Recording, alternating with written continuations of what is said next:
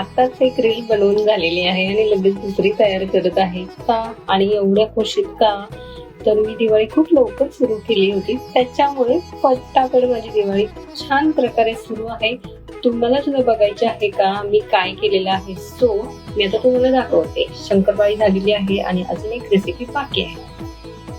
तर शंकरपाळी केलेली आहे आणि हे आहे अनारसे. खूप छान झालेले आहेत, बघू शकता एकदम टमटमीत फुगलेले आहेत. तर एकदम सॉफ्ट बघू शकता तुम्ही. एका हाताने मी मोडत आहे आणि हे इतके छान प्रकारे अनारसे झालेले आहेत. मी आता टेस्ट पण केला, खूप छान, जाळी छान बनलेली आहे आणि फर्स्ट टाइम केलेला आहे.